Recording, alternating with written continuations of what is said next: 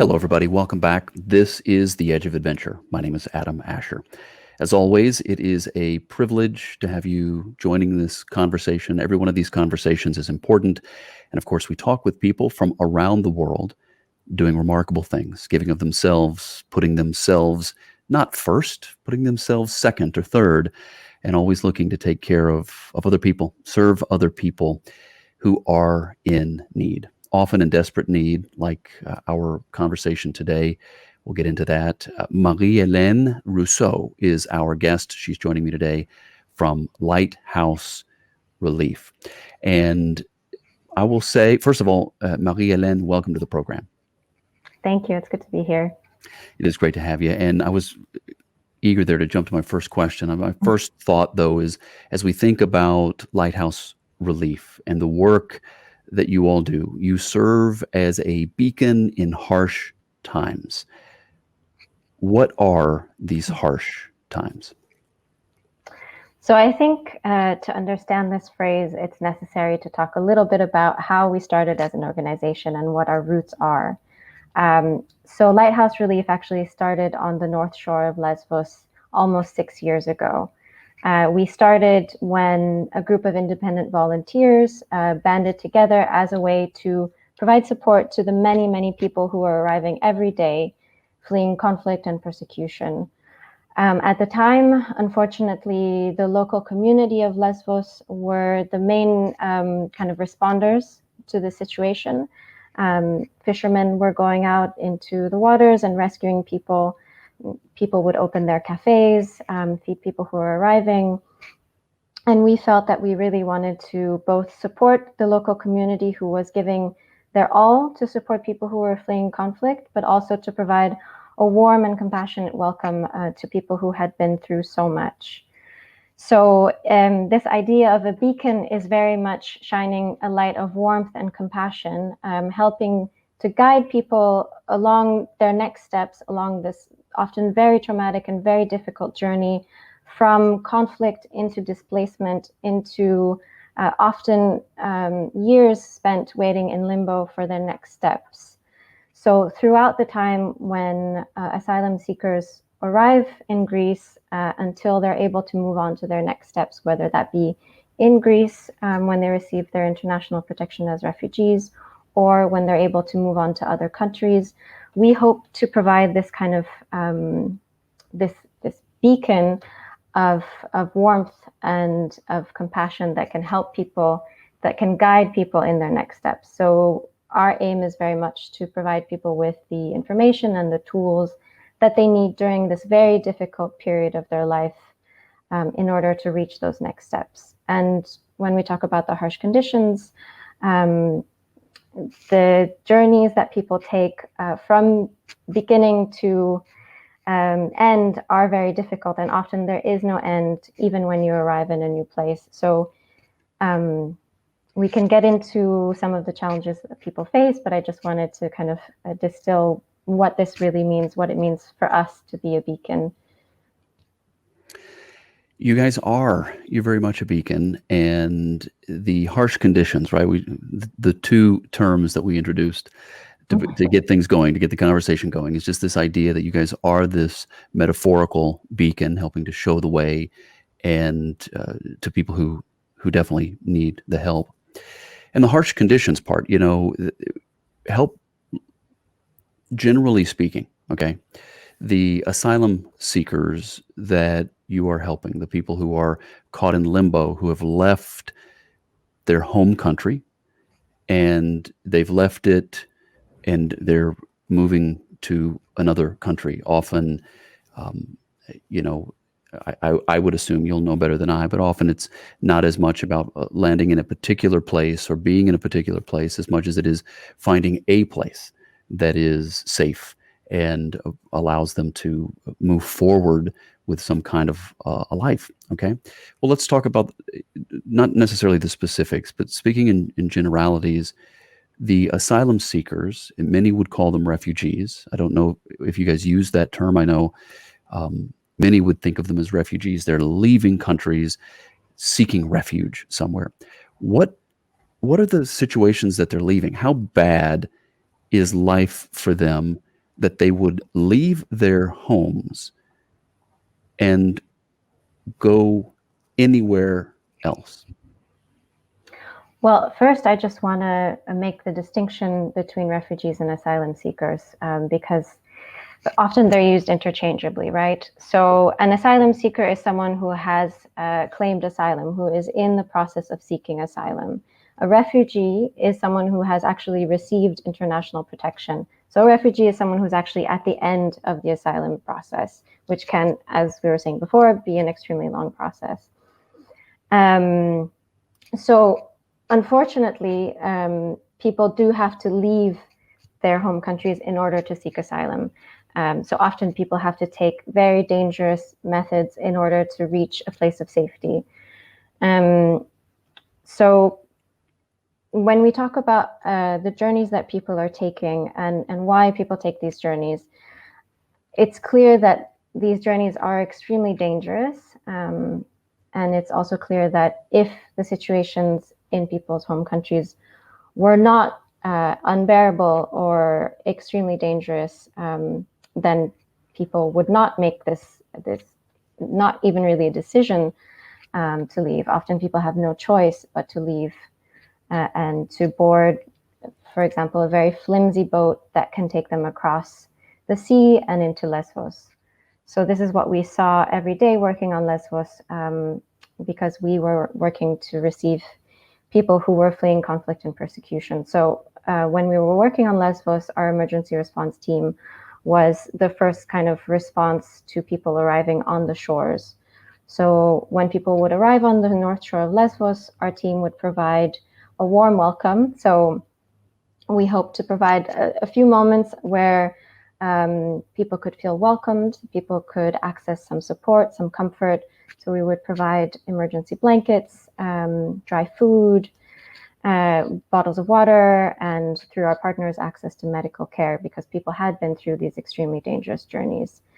And when you see the journeys that people have been through, it's very clear that, and in the words of the poet Warsan Shire, no one leaves their home unless home is the mouth of a shark.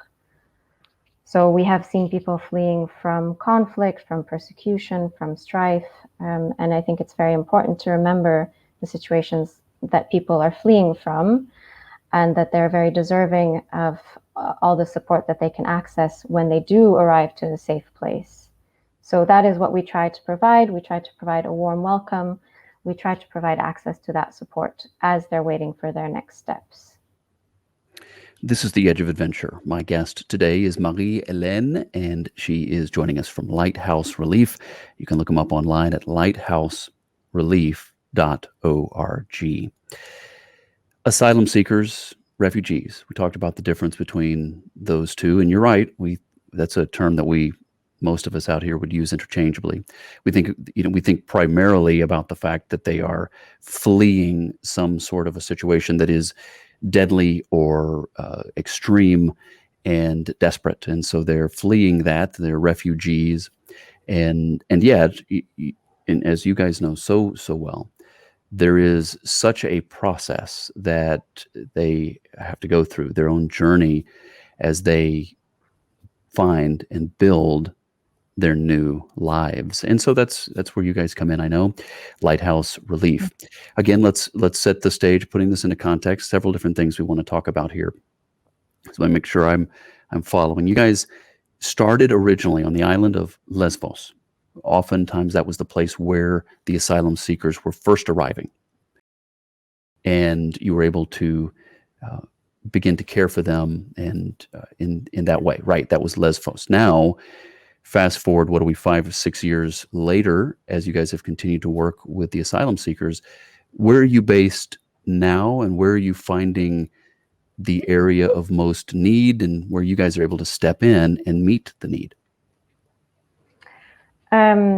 So currently, our operations are focused on a Ritsona refugee camp, which is just outside of Athens, as well as working in Athens itself. So in Ritsona camp, we're currently providing support to children and youth in the camp through 4 different programs.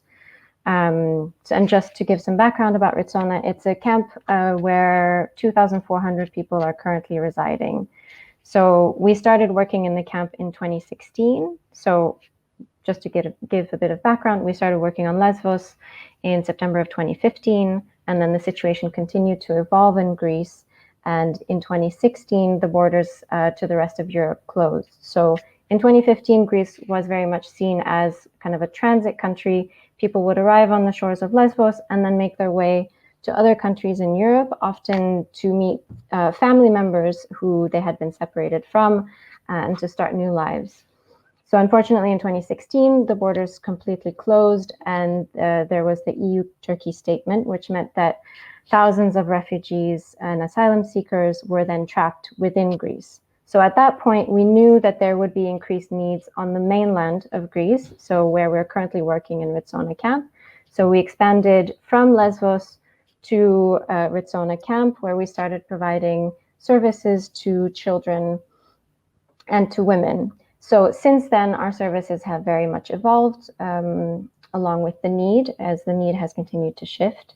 So currently in Ritsona camp, we're providing support to children and youth through a child-friendly space, which targets children aged 3 and 4, a youth engagement space, which targets youth 15 and up, because in 2017, we were aware that youth, especially young adults and teenagers, were not getting the support that they needed, and they're often left out of kind of the humanitarian system in terms of support. And we're also running a resident volunteer program, and through that we actually work with members of the camp communities, so asylum seekers, in order to plan and implement our programs. And we also have a sports program which works with children as well. So that's kind of the psychosocial support side of our programming, which is currently in Ritsona camp. And on the other side of our programming, we're currently working in Athens for the last year or so, for almost a year. And there we are supporting refugees and asylum seekers and migrants who are experiencing homelessness. So unfortunately, there have been increasing numbers of refugees, asylum seekers, and migrants who have been experiencing homelessness as a result of withdrawing of many forms of support. So people are often left unsupported. For example, now when someone actually receives their refugee status, they only have 30 days of cash support as well as accommodation before they have to find their own housing. And obviously this is extremely difficult for anyone to do, let alone someone who is new to a country. So we started a street work program as a way to provide support to people as they're navigating this very difficult process. What we have found with the street work program as well is that even people who haven't received their asylum yet, people who are still in the process and who should have access to accommodation and who should have access to support, are also not receiving the support that they need, and often living in extremely precarious conditions without stable housing, or in completely unsustainable housing that has, no electricity, or overcrowded, or they're facing street homelessness, and they are forced to live in parks or sleeping rough. So as the situation has evolved and as people are increasingly moved from the islands, which were very much, until now, which were very much over capacity, as people are moving from the islands to the mainland, we're finding that the needs are very much increasing on the mainland. So I think I'll leave it at that for now, not to go into too much detail, but that's kind of the main needs that we're covering for the moment. Marie-Hélène Rousseau is my guest today here on The Edge of Adventure. She works with an organization called Lighthouse Relief, and they are, of course, working, as we're discussing, in and around Athens, Greece, with the asylum seekers, refugees, and so forth. And Marie-Hélène, I figure my job as the host is to ask the questions that the listener might have, that the viewer might have. And this is something that you work with this day in and day out. You know the answers. Those of us out here, we look at this situation and we think it's very complex and there's so many different levels of need, and so many ways that their lives can be complicated or difficult. Okay, so there's so many ways, and forgive me for oversimplifying it here, but just to understand. Again, I think you said approximately 3,000 people are in this camp, and the camp is Ritsona Camp, the Ritsona Camp outside of Athens, Greece. There's approximately 3,000 people there. Did I hear that correctly? So currently it's about 2,400, but at its largest, it has been almost 3,000, yes. Okay. And when they go into this camp, they go into the camp because they have nowhere else to go, correct? Well, not exactly. I mean, when people arrive in Greece and when people lodge a claim for asylum, often the place where they have to wait for the results of that claim are in camps. So refugees and asylum seekers in Greece live in a variety of different accommodations.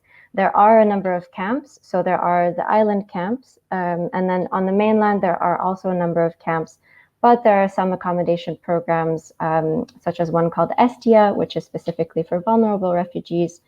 Some asylum seekers and refugees choose not to live in camps because a camp can be dangerous for them. So, for example, a single woman living in a camp may feel more at risk and may prefer to live in a city where she already has connections. So it really depends. But yes, as part of the asylum process, people do unfortunately have to live in camps. And approximately how long is the process? If they go into the camp, the assumption being that their immigration status is being processed, right? That's why they're there. Again, understanding your response to that, and it's so helpful. I mean, again, you have to kind of forgive us because those of us out here, it is such an overwhelming need and situation. Mm-hmm. Mm-hmm. Understanding some of the complexities. My job is to ask the simple questions, and I know sometimes it's an oversimplification, but how long is are they expected when they go into the camp as their papers are being processed? What's the Mm-hmm. expectation? How long are Mm-hmm. they expecting to be there? Well, I think it's not for me to say how long people are expecting to be there, but I do know that over the years, people have had to wait longer and longer for their asylum claims to be processed, as the situation has very much evolved since 2015, 2016, when there was the resettlement scheme. So basically, people who were seeking asylum were being resettled to other countries in Europe. Now it is very difficult to be resettled to other countries in Europe. So we are finding that this process of seeking asylum has become much more protracted for people. People are having to wait for years in a camp context for their asylum claims to advance. And this has been further complicated with COVID. COVID has very much delayed these administrative processes. So back in March, April of this year, many residents of Ritsona camp, and by residents I mean asylum seekers who are residing in the camp, were notified that their asylum interviews, which is kind of the first step of the asylum process, that even their asylum interviews would not be taking place for up to a year. So if you can imagine, that's a year that you're waiting just to have that initial asylum interview. And that's the very first step of the process. After that happens, then you have to wait for the additional steps. So it is a very long and arduous process for people, and people do end up in limbo for this entire time, because when you're living in a camp, often in a very isolated location such as Ritsona camp, which is 20 minutes by car from the nearest city on a very winding and kind of hilly road, there are very few opportunities for stimulation, often for both formal and non-formal education. So since the COVID situation started, most, if not all of the children in Ritsona hadn't had access to school in over a year. Now they're finally enrolled, and we're very optimistic that they will be able to go to school in the fall. But it's just to give a sense of this limbo that people are living in for years, in which they are waiting for the next step of their asylum process without much information about what will happen to them. Often people have been separated from their family members that are in other countries in Europe, and people have to go through kind of a very long family reunification process, which can be obviously extremely distressing. And I think we all kind of got a taste of, what it means to have your life on hold, because in COVID, a lot of us were separated from family members for indefinite periods. A lot of us, couldn't travel. We couldn't pursue educational kind of plans that we had, career goals. And, for asylum seekers living in a camp context, this is a day-to-day reality that was then further exacerbated by COVID. So to answer your question, and sorry, it ended up being a slightly longer answer, it can be years that people are waiting in this kind of protracted uncertainty, which has, hugely detrimental impacts on mental health. And that is why we are in Ritsona camp, so that in this interim, so in this in-between time, that we can provide people with the tools and the support and the stimulation so that they can continue to build towards their futures, so that there can be some kind of continuity and hope for whatever comes next. And hopefully what comes next will be soon. But we know that sometimes it can be a very, very long process, unfortunately.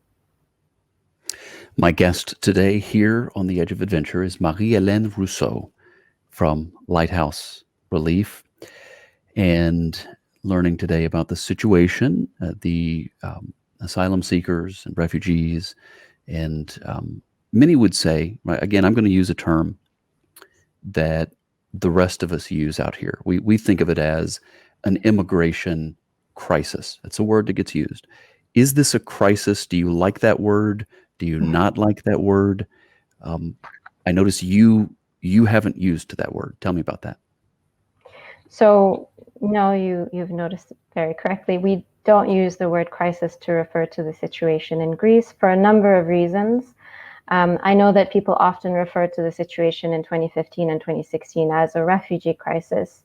For one thing, I think that the word crisis gives the impression that the situation is fleeting, that there are these heightened needs and that they very quickly dissipate. And along with that, the attention of the world also fades away. So when you frame something as a crisis and you frame it as an emergency situation, people do lose interest. And we've seen this happening with the situation in Greece, where because the situation was framed as this crisis, in the years following, the needs and the situation was ongoing, but the world's attention moved elsewhere. And along with that, the support that a lot of NGOs and asylum seekers were also getting in Greece moved elsewhere as well. So I think it can be a very harmful narrative in terms of the world's attention going elsewhere and the situation of refugees and asylum seekers not gaining the attention that it deserves and the sustained attention that it deserves.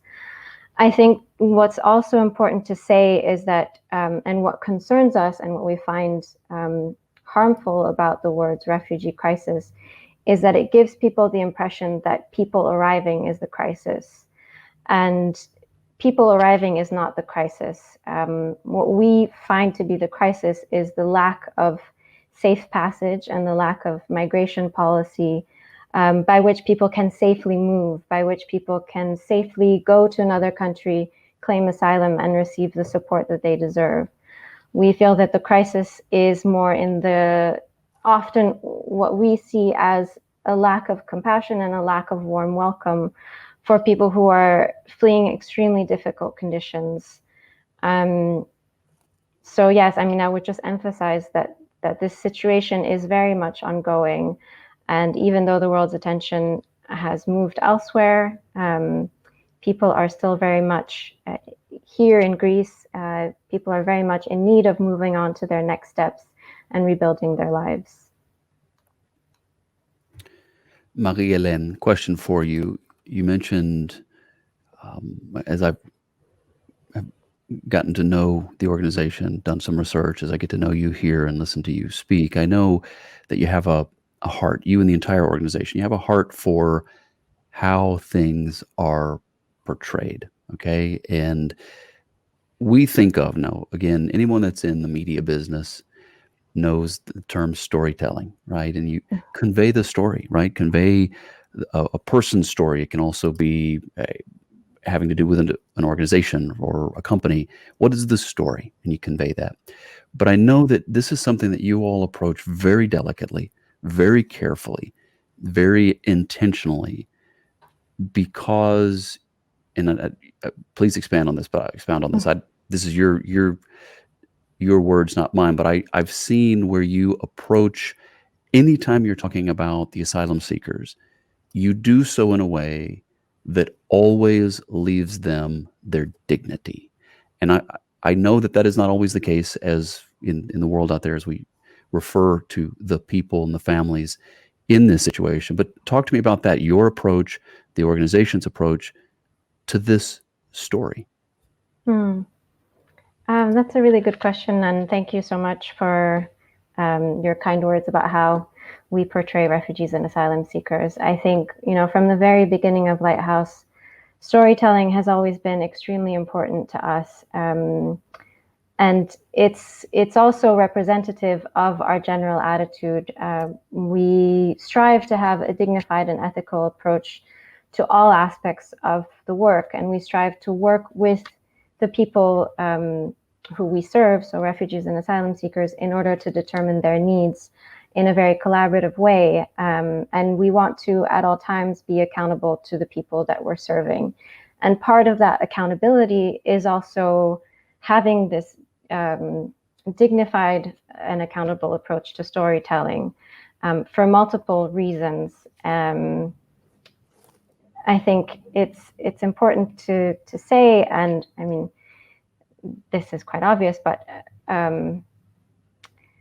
the people we are serving are individuals with their own individual journeys and stories, opinions and messages. And what we strive for is, for our social media platforms and for our communications to be seen as a platform for the people that we serve to elevate their own messaging. So we try to never impose a message onto the people that we're working with, or to assume how they're feeling about anything, or to speak for them, because there are people who have voices and who have opinions. So our goal is very much to be there as an entity who can elevate those voices and those opinions. And I think, unfortunately, what's often missing from the conversation around migration is the fact that, people making these journeys are individuals. I think we often see in the media that people are referred to as kind of a group, or they're referred to as a mass of people who are making these journeys. But what we think is often missing is a three-dimensional portrayal of the people who are themselves affected by migration.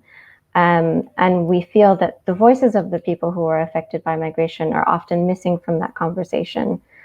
And I think, I can talk a lot about what's missing from the conversation, but I think our approach to storytelling is very much our approach to working with the communities we work with. And hopefully that can be seen in our photography. And I think we try to be very deliberate, and we ask ourselves always a question around everything that we share on social media, every photo that we share. We have a very deliberate consent process with the people that we work with, because, if we take a photo of someone in camp, we want to make sure that they're being represented in the way that they want to be represented. And I think that that is something that we would do with anyone that we're close to when we take a picture. If we think of our friends and family, we have to always think, would I want my family member, my friend, to be represented in this way? And we believe that refugees and asylum seekers have agency and should have agency in how they're represented. So that's why we try as much as possible to be this kind of platform for their messaging, but also to be extremely deliberate and extremely careful in the way that we are representing people, because ultimately we're accountable to them. I'm not sure if that fully answers your question. I think it does. I think you did a great job.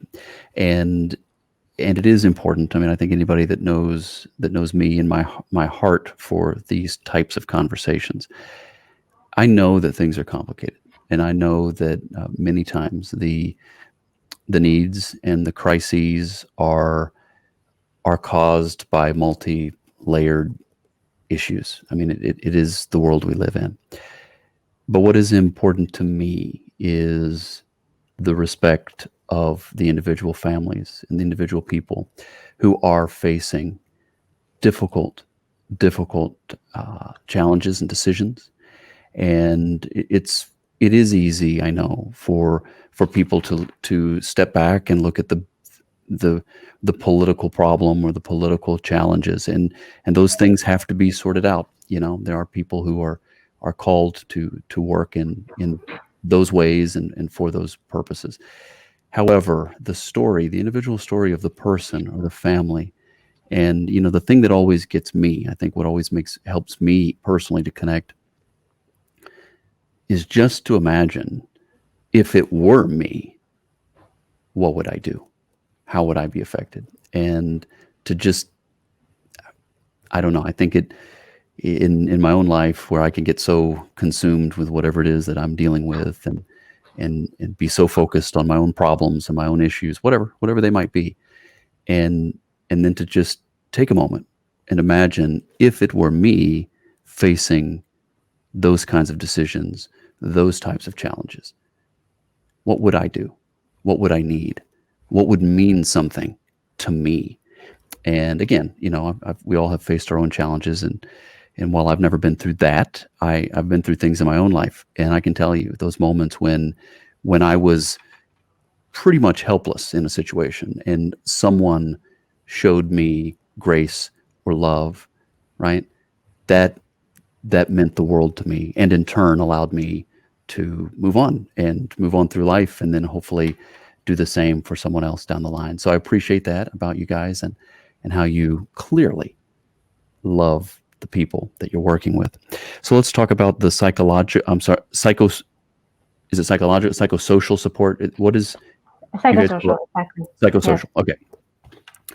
What does that mean? Okay, because so here's the other thing about me, and I've learned the more of these interviews that I do, the more I've learned we have to sometimes define the terms that to some people are very obvious, and then to some people like me, and I always say I'm just a radio guy. I'm just down here doing a podcast. What does that mean? Help me understand what that really means to the people who are receiving that support. What does it mean to them? Absolutely. And I think that's an excellent question. And it is one of those terms that we use all the time in the humanitarian world. And sometimes it kind of loses its meaning because we use it so much. But I would define, and this is, perhaps not everyone's definition, but I think that psychosocial support can be defined as activities that can help to promote someone's mental well-being.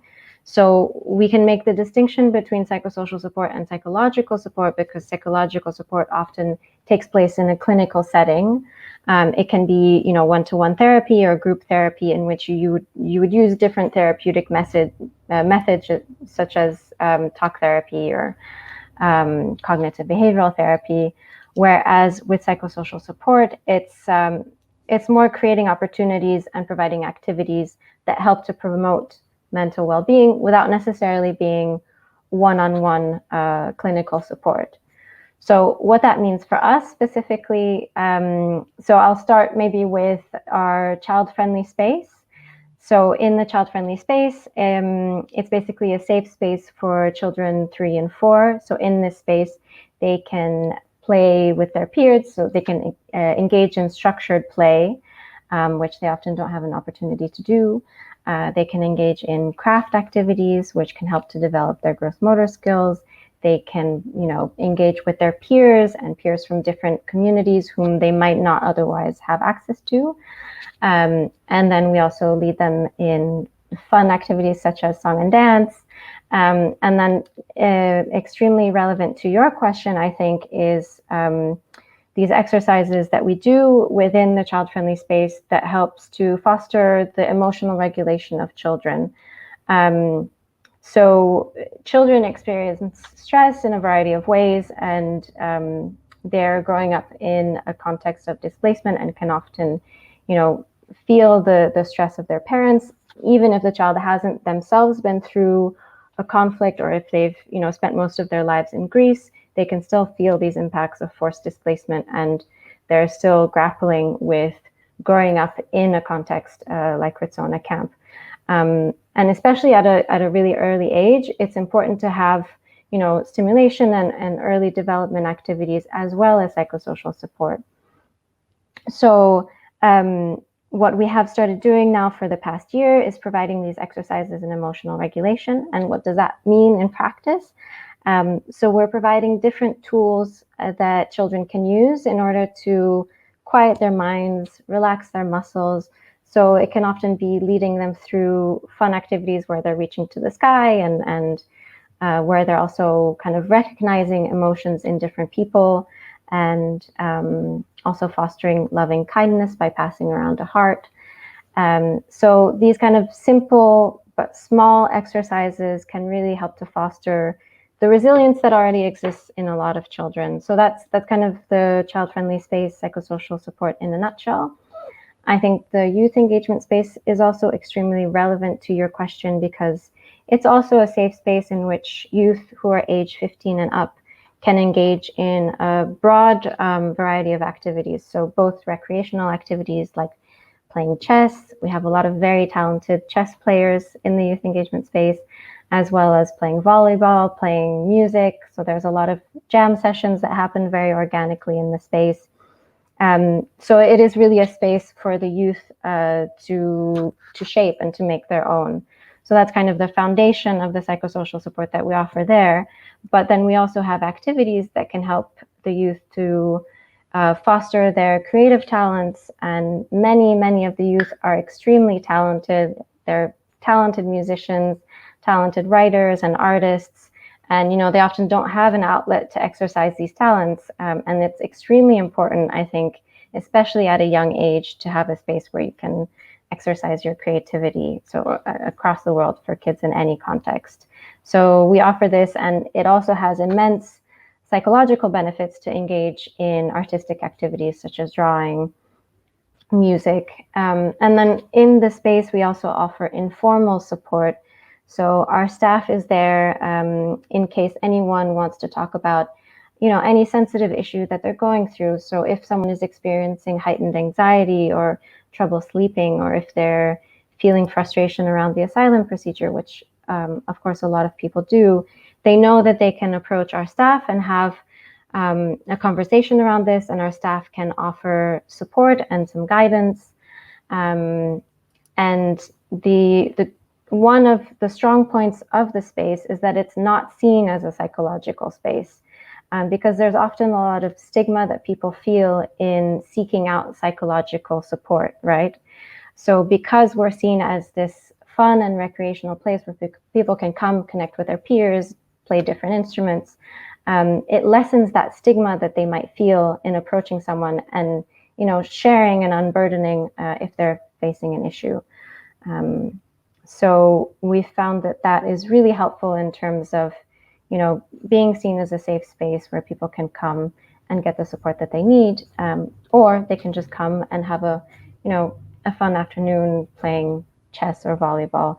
And it's a way to disconnect. It's a way to also connect with peers from different communities within the camp. And I won't go into all the programs because I think that we could be here for a while, but that's just to give you a glimpse of what psychosocial support means to us in practice. So it's creating these activities along with the youth. So it's very much about listening to what activities the youth want to do, that can provide this stimulation and the support, and that in turn can help to promote mental well-being. Marie-Hélène Rousseau is my guest today. She's from Lighthouse Relief. They work in Athens, in the area of Athens, Greece, in and around Athens as well. And we've been talking also about Ritsona Camp, and we've been talking about Lesvos Islands as well. We know that was where you guys got your start. A very varied and rich history of service that you guys have. As we close now, get close to the end of the program here, I want you to touch on the vocational training and services and how what Lighthouse Relief does to help the people in this way, because that's extremely important. And I think that's one of the areas we can't close a program without touching on that a little bit more. So please do that, and then perhaps anything else that we haven't touched on that's important to make sure we communicate. Absolutely. So thank you for bringing up the vocational training that we provide as well. So I had touched upon this a little bit earlier in the interview, but we also run what we call a resident volunteer program in Ritsona camp. And within that program, we work with volunteers who are living in the camp themselves in order to plan and implement the activities that we're doing in the sports program, in the youth engagement space, and in the child-friendly space. So through this program, we also offer specific training to the resident volunteers. So these trainings can be around subjects as vast as conflict resolution, child protection, which is very much a staple of humanitarian work, different things around sleep hygiene. So these trainings are meant to not only support the resident volunteers in their own mental well-being and give them the tools that they can use to kind of provide themselves with the support, but also to provide them with a solid basis that they can use not only for the work that they're doing with us in Ritsona camp, but also for future opportunities that they might have, when they're able to leave Ritsona camp, when they're able to go to a new country or to make a new life in Greece as well. And one of the needs that I'm not sure if I mentioned, but I think I touched on was, because people are spending years in limbo, this is a time in which you cannot meaningfully work towards your goals. So if your goal is to be a teacher or a humanitarian worker, if you're in displacement, it can be very difficult to access the tools that you need in order to reach those goals. So what we hope to do is, through the resident volunteer program, to provide the support that people can benefit from in the present by providing those psychosocial tools that I mentioned through the trainings, but also to support people in their futures. So to enable people to build towards their long-term futures, even in this time of displacement and limbo. And there's also a huge gap in vocational training for people, for refugees and asylum seekers in Greece. So we hope that these trainings can help people in their next steps. We also provide letters of recommendation when people move on to their next steps. And also, I just want to add as well that working with the resident volunteers has truly allowed us to maintain our programming throughout the past year, especially as previously predominantly a volunteer kind of driven organization. When COVID hit Greece, we were first forced to suspend our in-person programming for a period of time because of a national lockdown, but also to ensure that we kept everyone safe, our staff and residents in the camp. But when we started again, it was very difficult to have volunteers. So truly, we would not be able to do what we do without the help of resident volunteers. And not only that, but resident volunteers also ensure that we are accountable to the communities that we're serving. And that is extremely important to us, and it's extremely important that they play a huge role in kind of the planning and the implementation of these activities. So in a nutshell, that's the resident volunteer program. Marie-Hélène, there's nothing complicated about what you guys do, is there? It depends on how you define complicated. I think yeah. I don't. You handle it very gracefully, but we can, as the listeners, the viewer, we realize how involved this operation is. So I just really, it's my way of kind of making light of it, but it's no joke. It's a lot of work, and it's a lot of work, I know, for you and your team, and the volunteers that are on the ground, living in the camp, and really making a very tangible difference for these people, these families, these kids, these teenagers, these adults. And I know we've only scratched the surface. There's so many other things we could talk about. But I think it gives us just a taste of all that you guys are doing and how worthy of our respect and support and encouragement you guys are. So I just want to Thank you. thank you for caring for the people. Again, complicated scenario, heartbreaking scenario, but you and your team are doing such a valuable work caring for the individuals and helping them tangible ways, showing them love and respect, but also giving them the tools and the encouragement to keep moving forward, even at a time when doing so is a challenge. So thank you for that. Marie-Hélène Rousseau is my guest today. And we've been talking with her. She's from Lighthouse Relief.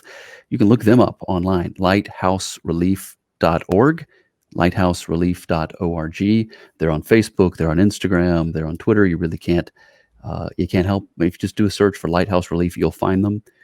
Great accounts. And as she mentioned, they're telling the story.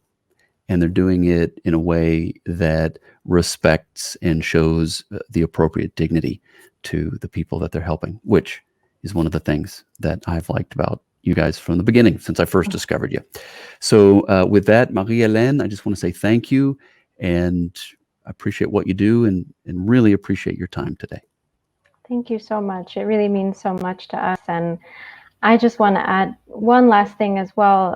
When we were discussing, what's often missing from this conversation around forced displacement, I think, the conversation that we have and that, we often hear in the media is about the unique circumstances that people are going through that have led them to be in displacement. But I think it's also worth remembering that there are also many universal things that connect us to the people who are facing these extremely difficult circumstances. And I think there should be room in the conversation as well for the universal qualities that we all share. And I think we've seen this a lot in the youth engagement space where, the youth that we meet every day are going through extremely difficult and unique circumstances, but they share so many similarities with youth in any other country. I mean, they are in the very complicated process of figuring out who they are in this very difficult situation. But, like youth everywhere, they love music, they like TikTok, they like art. And I just think it's important to remember that there's so much that connects us, and people are just living in very difficult and very different circumstances. But that doesn't mean that we don't share these universal qualities with them. So I think it's just something to keep in mind. And we just want to say thank you so much for the opportunity to talk about our work. Well, thank you so much. I like it. That's a great point and very well stated. We're all just people. We're all just people. We have sometimes different backgrounds and different histories, different stories, but we are all just people. We're all the same in that regard. So a wonderful thing to remember. And I think when you do, it does help to tie us all together. And that's so important in a case like this. So anyway, Marie-Hélène, I've been trying to say it the French way this whole time. Marie-Hélène Rousseau from Lighthouse Relief. Just awesome now to count you as a friend and to know a little bit more about Lighthouse Relief. And again, I encourage the audience to look up you guys, get to know you, send you a message of encouragement, come alongside you financially, any of those things they feel led to do. I encourage that because that's what makes these things go round. Lighthouserelief.org, lighthouserelief.org, and reach out to Marie-Hélène and ask her how you can help. All right. Thank you again, Marie-Hélène. You're an inspiration. You guys keep up the great work. We'll be in touch. I'm sure I'll have you back on the show soon, and hopefully be getting some good news in this continued situation. Thank you so much. We really appreciate it.